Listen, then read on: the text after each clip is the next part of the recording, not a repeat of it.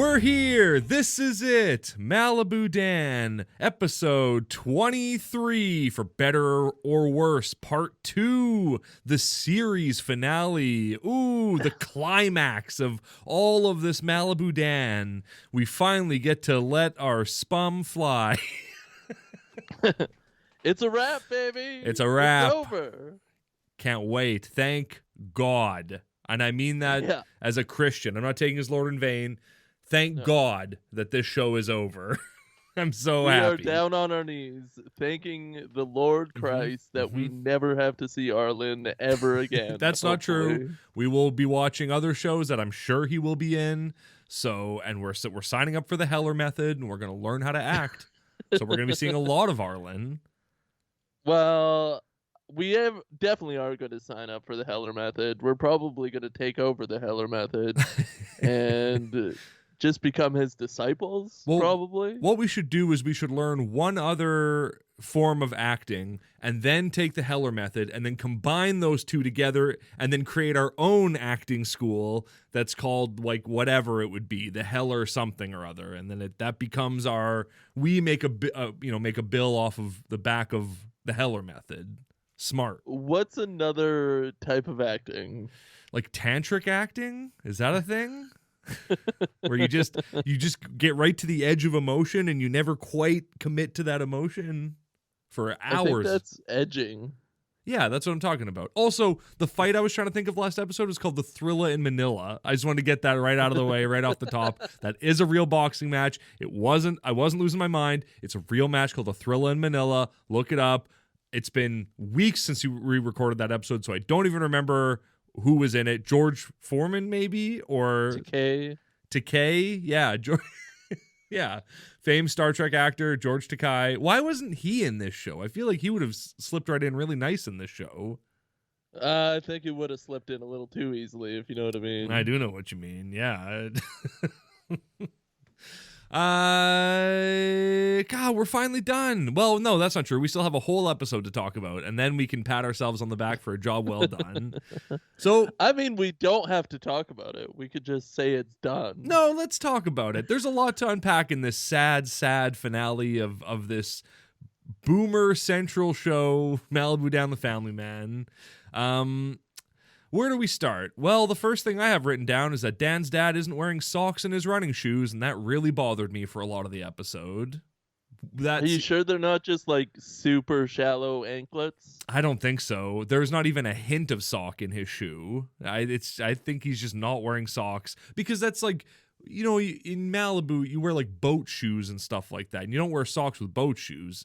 So I think they're just trying to carry that feeling over into his tennis shoe game, and don't do that. Do you think he just came on set without socks and they didn't have any socks for him, so they were just like, wear these shoes, man? I don't know. I stopped listening as soon as you said, do you think he came on set? Yeah, I think so. I think he just showed up without shoes. He walked in off the beach and they were like, hey, put your sandy feet in these shoes. We'll donate them to Goodwill after. We'll auction them off on eBay. I'll give it up to God. Yeah, the shoes that Billy Rash wore on the show, or whatever the heck that actor's name is. I think it's Rash Billy. He's just rushing into decisions all the time. I watched a making of this, like a documentary, a behind the scenes making of Malibu Dan Reloaded. And Dan talks about, because it was 10 minutes long, and I was like, yeah, I'll commit to that. Was this on YouTube or No, Pureflix? It was on Pureflix. It's in, if you go to like the bloopers section, it's in there. Yeah. There's like a 30-minute bloopers thing, which I was like, I am not watching that because I saw all those bloopers throughout the series, and it's just Dan yelling at people and not being funny. And then I watched this making of, and I guess the guy who plays Dan's dad used to be on a show called Sledgehammer. And Dan was like, oh, I really loved Sledgehammer growing up, so I just really wanted to work with that guy as I got older. Like, who the hell is that guy? What is Sledgehammer? What are you talking about, Dan? David, I guess. Man, hug his Sledgehammer more. Jesus. Right? Get his Sledgehammer out of your mouth. God, don't covet your fake father. There's a lot of coveting in this episode, and it's disgusting. There's a lot of people being really mean to Jennifer in this episode, and it made me kind of hate everyone on this show, like a lot. Yeah. I didn't appreciate the way people were behaving on this show. And Jennifer looked great this episode. Her hair is beautiful, silky smooth, so wet looking, but like it's not wet. Yeah, it's got a lot of moisture in it, a lot of bounce, a lot of life. But it's still dry, ladies and gentlemen. Oh. Answer me that. Bone dry, like a pile of straw. It's the epitome of class. Wet hair, but dry. How much did Holiday Sinclair hate Jennifer because she was so much more attractive than her? I'm guessing 100% more. All of it. Turned it up to 11. Yeah, she sinned, so... She sinned so we could live forever. Yeah, you could say that. Yeah. Everyone is being so mean to Jennifer. Opens her mouth and like everybody goes, "Shut up, Jennifer." And it's like, she's not in the wrong here. She is just someone who is along for the ride. Especially the things we find out as the episode goes on. They're not even, her and Dan's dad aren't even like hooking up. Like she's literally just his chauffeur. Like he just wants attention and some arm candy from a younger woman. They don't kiss. They're not doing anything physical. And she thinks that she's going to get a boat in the end of it. But that's because he's been lying to her and tricking her the whole time. Like, and everyone just treats her like she's the villain. But it's like, Dan's mom and dad are the villains. Like this, they're horrible people, but whatever. Yeah. The mom and dad are really playing with everybody's lives. They're playing strings, the puppets. And Jennifer is just along for the ride. She's very innocent in all of this. And it makes me very, very mad that she gets beefed on. And that everyone like says to her face, like, "You're stupid. You're a dumb idiot with no brains in your heads." Like they say these things right to her face, and she's just like, "Okay, whatever." Like, it just bounces off of her because I guess she's a little checked out. But like, what a mean thing to say to a guest to anybody, but also a guest in your home, to just be like, "Oh, no brains in her head. What a dummy. How's your breakfast, stupid? Can you even eat without making a mess, you dumb donkey brain?" That's okay. Yeah, nobody's in her corner. Arlen, like, creepy Arlen isn't even being like creepy nice to her. No, I thought they might fall in love. That would have been perfect. If Arlen and Jennifer would have hooked up, and that would have been like the sunset moment. That would have been great, because then Arlen would have found love. Jennifer would have moved into a single room apartment, not even like a 1-bedroom apartment, a single room apartment. And everyone would have ended up happy, I guess.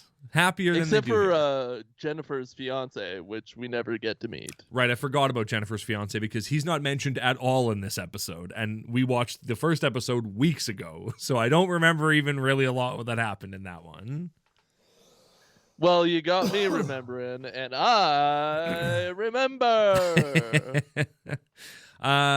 So the last episode, I do remember the last episode ended with Dan's mom showing up and being like, "I drove halfway across the country to get here to complain at people," and then that episode ends. So then this episode starts, and they have to like figure out sleeping arrangements. Where will everyone sleep in the house?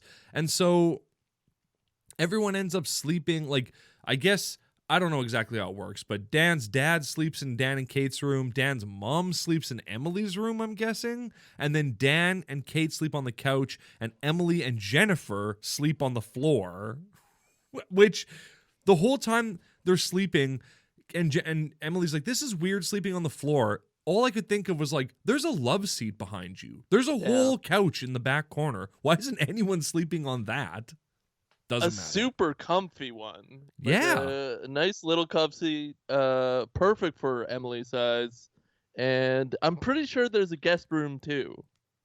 Is there? I don't know if there is a guest room. We've never. Yeah. Why? What's up? What makes you think that? Well, the first night they're there, Jennifer sleeps in Emily's room. In Enema's room. The dad sleeps in the guest room. They sleep in their own room, and then Emily sleeps on the floor. Yeah, that's right. What the heck? That doesn't make any sense. None of it does, but people got to be sleeping on floors, and apparently Jennifer's got to be there for a bedtime story. You got to have the laughs in there. Oh, you gotta laugh, you know. I loved when Kate was like, I didn't think this house could fit this many people. It's like, Kate, you live in a mansion and it's 6 people. 5.5, really. Like, Emily's not a full person yet, so don't act like this is an impossible situation. Like, they're like, where is everybody gonna sleep? I don't know, send your dad to a hotel. Like, they barged into send your mom to a hotel. She barged into your life. You don't have to put them up for the night. Send them to Big Farty Marty Dankel's house. They brought up the hotel situation in the first episode, but it needed to be brought up again. Like, they spent so much time trying to arrange, like, sleeping situations. They need to cover it again, and somebody needs to go to a hotel. Yeah, Dan's mom. The meanest person on the show. The worst wife ever. A crazy person. The worst wife ever. Yeah, crazy person. Quite She's a lunatic. label. She's a lunatic, Johnny. She's an absolute lunatic on this show. Is she, though? Yes. She is an overbearing, narcissistic meanie. I do not like Dan's mom at all. Last episode I said she was a dime. I'll stand by that. But she is a mean, controlling person. I don't like, especially at the end, I don't like her at all. Okay, so during this episode, there's a laugh track that is very similar to the last episode. Did you clock the horn thing that was happening during the little whip? No. There was a horn? God. I sent you a horn emoji so you'd maybe clue into it. Well, I thought there is like a little horn noise during the laugh track, and it's very, very disturbing. I'll never go back and hear it. I'll never know what you're talking about because I'm never watching the show again. I thought you sent me that horn emoji because of like the theme song, and I was like, well, there's no horns in the theme song, but all right, I get it. Bam, bam, bam, bam, bam, bam, bam, bam. But can you send that if you're horny? Is that an emoji trick? I think you have to send that with a capital E after it so they know. I mean, you probably send it with eggplant emoji for reals. That's true, yeah. Well, you don't have to even send the horn emoji. You just have to send the eggplant emoji in that case, and people will understand what you mean. Yeah, but a horn and eggplant emoji makes it explicit. That's true. You'd have to censor it out if you accidentally sent that to a child, you would get arrested for it. Oh, definitely. And you should get arrested. I will stand by that. All right. That's the stance of the Pure Boys. If you text a child, you should be arrested. Well, what did you think of everyone's advice to Dan at the office? Did you think that Arlen or Reggie was giving Dan good advice? I kind of checked out during their advice. Was their advice that like, oh yeah, marriage is miserable and just live with it? Yes. Well, Arlen's advice is like, at the first sign of trouble, you got to get out. And Dan's like, well, I'm not going to listen to you. You're alone. Why would I take your advice and end up like you? No, thank you. And Reggie's advice was, you got to become happy being miserable. Marriage drives you crazy and drives you up a tree. I'm filled with misery. And I'm in the happiest marriage ever.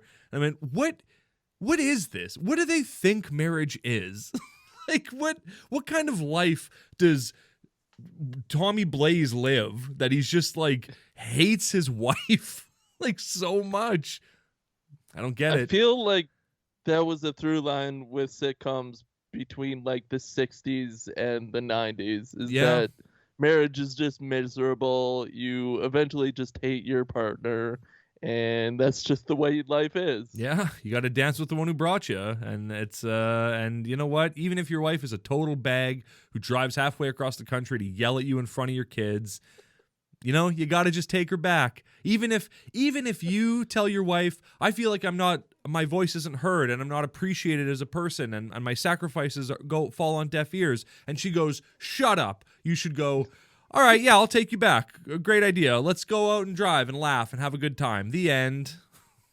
she calls him his hero. Yeah, that's nice. And then immediately disregards all of his concerns and just thinks that that's enough by going, "You're my hero." And he goes, "Okay, but we haven't addressed any of my problems that I have with our marriage." She goes, "Don't worry about that. I'm literally going to steer you in the next scene and push you where I want you to go. And then our marriage is saved." Well, the best thing about being a woman is to tell your husband what to do at all times. She still tells him not to go hang gliding or whatever. Ziplining, yeah. Yeah, same thing. Which ziplining is not dangerous, I would imagine. Like, it's compared to hang gliding, I think I would rather go. I mean, I'd rather go hang gliding, if I'm being honest. But if it's a safety thing, I'd rather go ziplining. That's like babies can go ziplining. Like, you could. Yeah. I don't think ziplining. They act like ziplining is like, I don't know, like he's doing it over a volcano or something, or that that he's like alligator Maybe wrestling. Maybe he was Malibu. Maybe he was over the volcano. Maybe he was. But I don't know. I did. Did you like Dan's dad's weird flex when he was like, you know what I'll love most about my new life? Smoking a cigar after dinner. Okay. And he doesn't even like smoking cigars. No, he doesn't. He doesn't know. Apparently he's never smoked a cigar, but he thinks he should. I disagree. Smoking cigars doesn't make any sense to me. It certainly doesn't make a meal better. Wouldn't it just ruin the taste of that meal by making your mouth taste like a disgusting cigar? Having smoked cigarettes before, I did like a cigarette post-meal, and it makes no sense whatsoever. Yeah. You're just like ruining everything. It tastes so terrible. Well, that's your addiction, baby. That's that Nick fix you got to get. So that's all that one is. I've smoked cigars before. I don't enjoy them. Like, we did it in high school because we thought it was cool. And then after you're like been smoking a friggin' Cuban cigar for like 3 hours, you're like, my mouth tastes terrible. My hands are stained. I'm lightheaded. I'm not enjoying this. Why are we doing this? Tobacco really makes no sense to me whatsoever. It's just an addiction feed. Yeah. And that's all that is. Vape. That's what we're telling you, the listeners. Don't smoke tobacco. Cool. Vaping's so cool. Get the cool flavors. Yeah. Watermelon. Yeah. Peach mango. Litty titty. Banana cream pie. Ooh, yeah. Get the vape that looks like a cigar. We used to puff on those a lot when they first came out because you felt pretty cool smoking on one of those. Man, I wish I was vaping right now. Man, I feel like a woman. I want to get into trick vaping. That seems cool. Oh, chuffing huge cotton? Yeah, I know what you mean. Like just getting a mouthful and then just blowing out rings and all kinds of nonsense. It's very cool. Yeah. Arrows through rings, it'd be a YouTube sensation within a min. Oh, he'd be making a mill in a min for sure.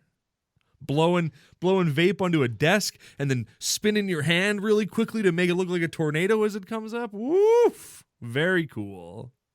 Oh, I want to get naughty nasty, but I don't think I'll do it on this God show. Okay. Maybe I'll tell you after. You should. What do you mean naughty nasty? Are you going to vape or are you going to do something naughtier and nastier? Vaping and doing naughty nasty things, Very cool. with a woman. Yeah, I mean they like that. When you're in the middle of coitus and you just chuff a huge cloud right in their face and they go, "Thank you." And you go, I mean, not to get nasty, but vape porn is the future. Oh gosh, is it ever? It must exist already. It's got to exist already. Oh yeah. I mean, spades.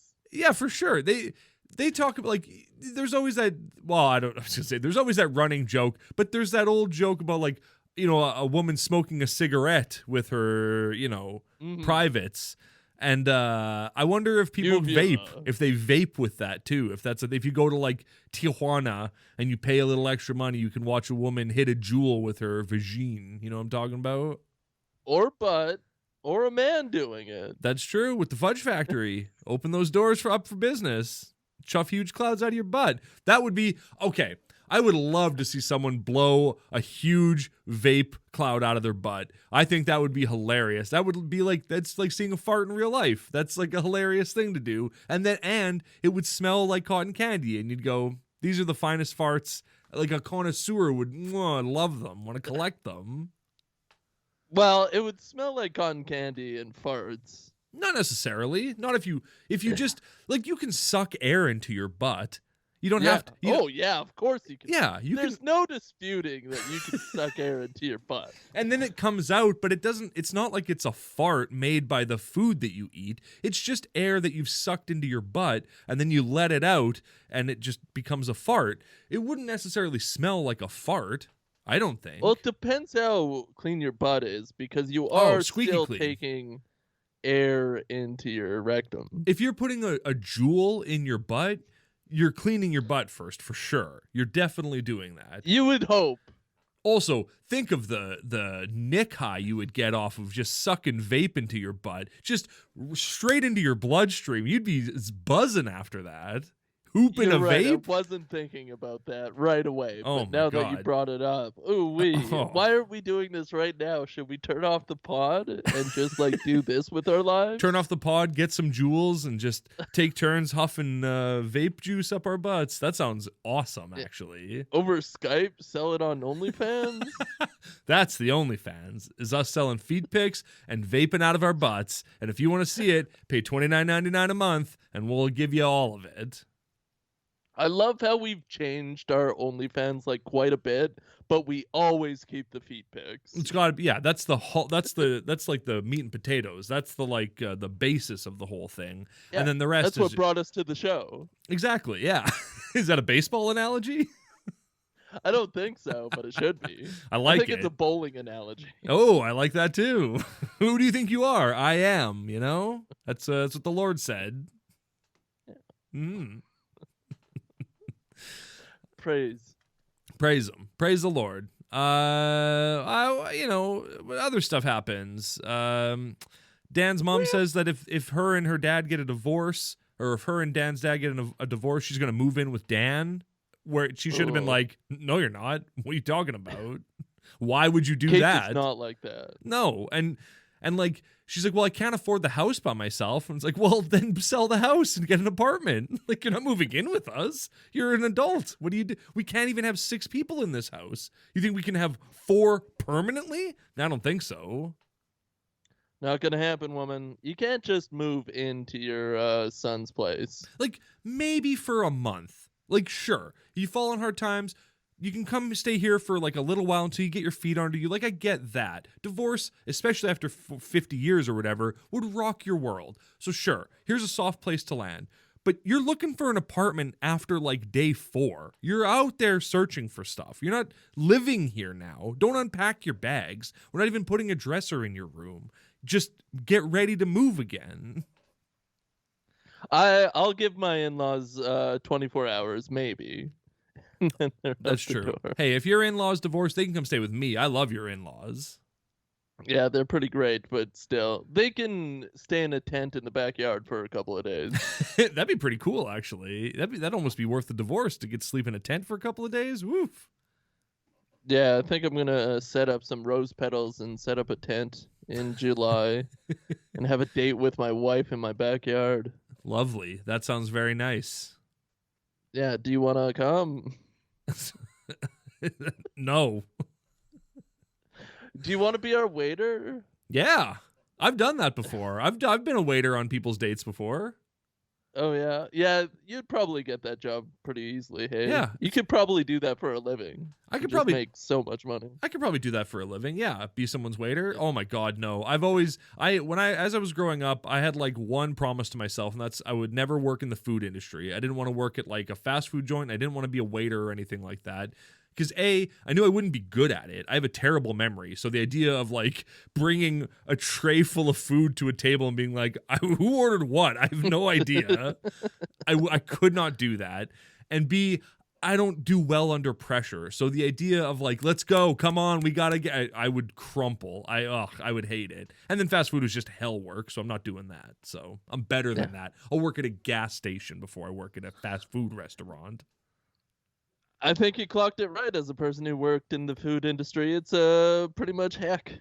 What kind of heck work on earth? Where did you work? What kind of place did you work at? Was it a burger joint? I did dish bish stuff. You worked at a wing place. I sure did. I remember that. Yeah. you had some wild times at the wing place, if I remember correctly. Yeah, I was head cook at that wing place. Not really. AKA the only cook at that wing place. Heck yeah. I'm making a sauce every day. Yum. How much mayonnaise went into that sauce? None mayonnaise. Maybe in one. Exactly. Wing nuts. We can say the name of it because it doesn't exist anymore. It's dead. I like going on Google and reading the reviews for it once in a while. Any good ones? Did people love it? No. They hated it. Deep fried chocolate bars were good, though. That was a nice little treat to bring home. Yeah. Get the boys happy. Oh, yeah. Just been smoking hash all day. You get a deep fried chocolate bar. It was great. What could be better? Absolutely nothing. Going out into the world and exploring. Yeah. Nah. Just stay in your apartment in a city you just moved to and smoke hash all day and eat deep fried chocolate bars. And don't even explore your neighborhood. That's how you find success. It was the best time of my life. Mm-hmm. Dan's mom has the audacity to say to Dan's dad, "You humiliated me in front of Dan and his family," when his response should have been, "Nobody told you to drive halfway across the country to come here. You chose to do that on your own. The fact that you came here, I didn't make you come here. You chose to come here." Like, what is she talking about? She wants her man back, which is a whole other issue. Like, just let him go. Let this guy just be gone. She wants her revenue stream back. Like, she admits that she just can't financially take care of herself. It's like, well, then you don't really care about this guy. You care about his money. That's all. And like, how are you any better than Jennifer? Just because you've been invested in it for 49 years doesn't make you better than Jennifer, who's also after this guy for his money. It's very true. She's not a great person. I didn't think she was as bad. She is the victim in all this. No, nay. I don't think so. I don't think so. I'm with Dan's dad on this whole thing. She is overbearing. She is like bossy. She's mean to him. She doesn't listen to his concerns. She doesn't seem to care about his concerns at all. She just makes all the decisions and just takes his money. Like, she's not a good person. I don't like Dan's mom at all. And in the end, she gets her way. She just wants to keep him safe. No, yeah, because then if he dies, the money dries up. She is like walking around like clipping her hands like she wants more money a lot. Yeah, she's playing castanets all the time as she walks around. And blowing kisses at everybody. It's very weird. Mm-hmm. You know, she did say something that kind of rocked my whole world, though, for a second. She said, you made the choice. Because her dad keeps saying, like, I don't make any choices. My opinion doesn't matter. I don't get to choose anything in my life. And she goes, that's not true. You chose to work 60 hours a week at a job you hated so that, and this is the part that blew my mind, so that the kids could have a good life. Does Dan have siblings that we never met? I don't know, man. That would blow my top off. And it's a huge revelation. And it's just slipped in like it's nothing. Like, almost as if she misspoke. Almost as if she said the line wrong. And they went, we're not doing it again. Yeah, I don't think they ever meant her to bring that up. Or that it was a part of the whole world of Dan having siblings. Because the show is never going to happen again. No, it's not, unfortunately. So we never get to meet, I don't know what his siblings. I was trying to think of a name that rhymes with Dan, and all I could come up with Jan. I guess he could have a sister named Jan. Oh my God, is Bam Wallet's Dan's brother? Yeah, very older brother. Wow. Well, 49 years, that's a long time to have kids.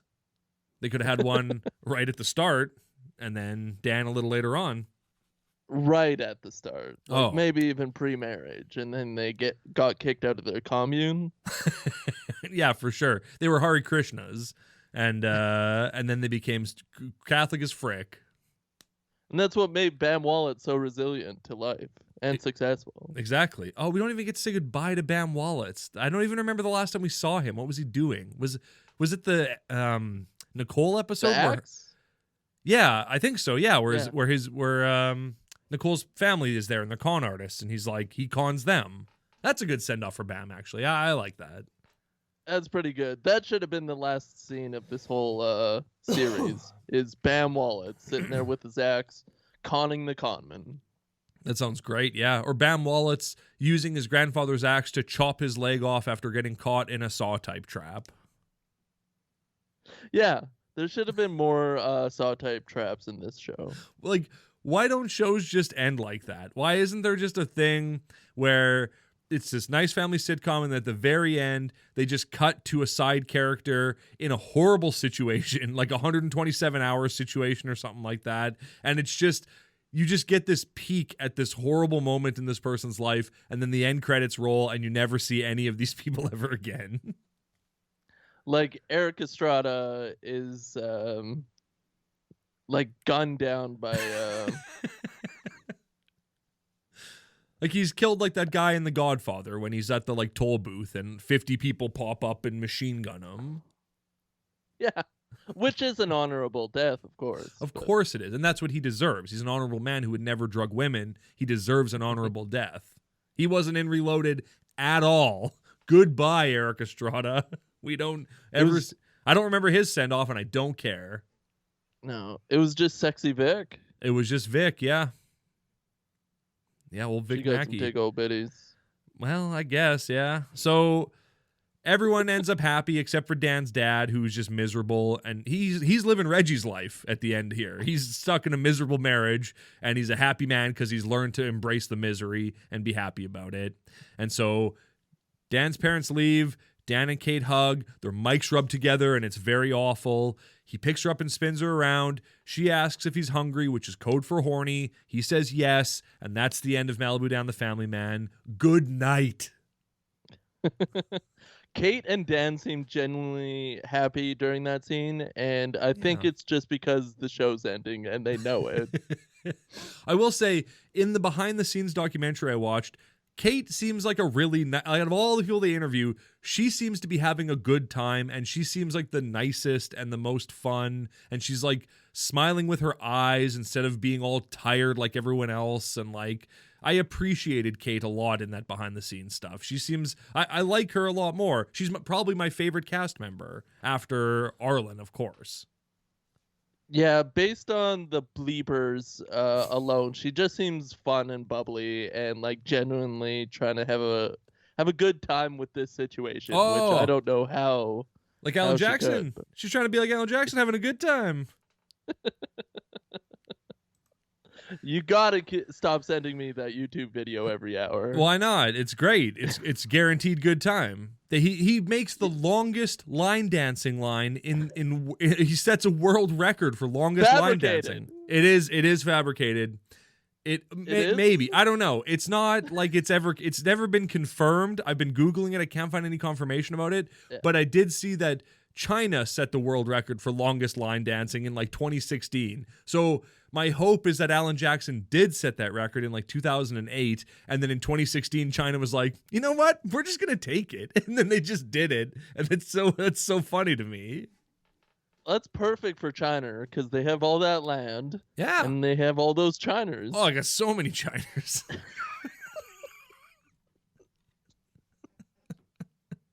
Don't forget about the land. They got some land too. Yeah, they got some land, and a little bit of disputed land too. A couple they don't have enough as far as they're concerned.